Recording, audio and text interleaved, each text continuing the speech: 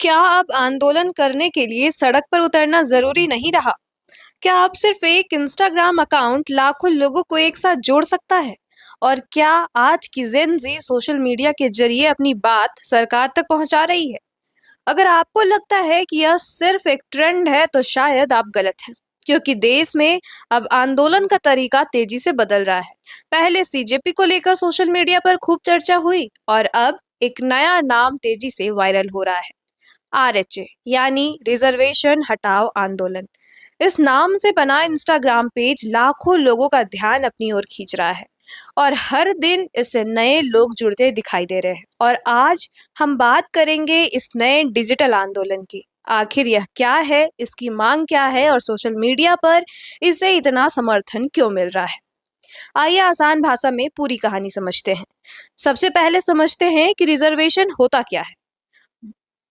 दरअसल भारत में रिजर्वेशन एक ऐसी व्यवस्था है जिसे उन लोगों की मदद के लिए बनाया गया था जो कई सालों तक समाज में भेदभाव और पीछे रहने की वजह से बराबर मौके नहीं पा सके।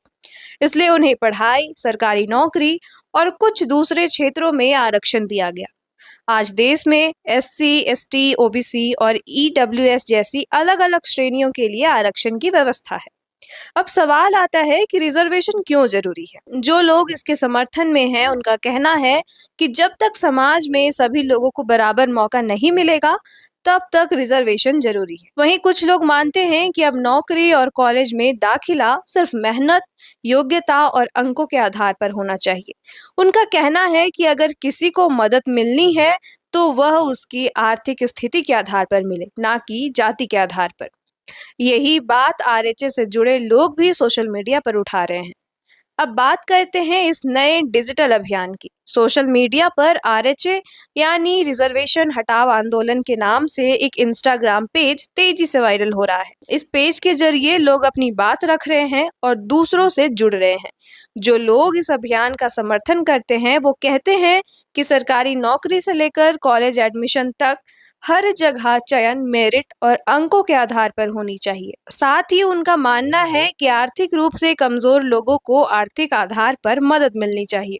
हालांकि इस मुद्दे पर देश में अलग-अलग राय है और कुछ लोग मौजूदा आरक्षण व्यवस्था का समर्थन भी करते हैं।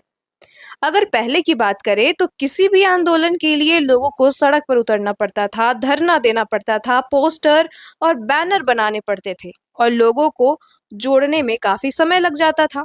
लेकिन अब समय बदल गया है।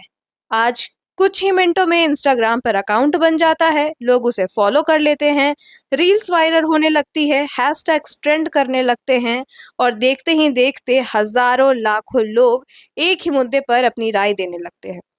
यही वजह है कि आज सोशल मीडिया लोगों की आवाज उठाने का सबसे बड़ा प्लेटफॉर्म बनता जा रहा है। खासकर जेन जी सोशल मीडिया पर किसी मुद्दे को वायरल करती है, लोगों को जोड़ती है और फिर जरूरत पड़ने पर वही मुद्दा जमीन पर भी दिखाई देने लगता है। लेकिन एक बात याद रखना भी जरूरी है, किसी भी बड़े बदलाव का फैसला सिर्फ सोशल मीडिया से नहीं होता। ऐसे मुद्दों पर फैसला संविधान, संसद और अदालत की प्रक्रिया के अनुसार ही होता है। सोशल मीडिया लोगों की आवाज जरूर बन सकता है, लेकिन अंतिम फैसला कानून के अनुसार ही लिया जाता है। अब देखना होगा कि आरएचए का यह डिजिटल अभियान आगे कितना बड़ा बनता है, कितने लोगों का समर्थन जुटता है और क्या यह सिर्फ सोशल मीडिया तक ही सीमित रहता है या आगे चलकर जमीन पर भी दिखाई देता है। फिलहाल इतना जरूर है कि भारत में आंदोलन करने का तरीका बदल रहा है और अब मोबाइल की एक स्क्रीन भी लाखों लोगों को एक साथ जोड़ने की ताकत रखती है।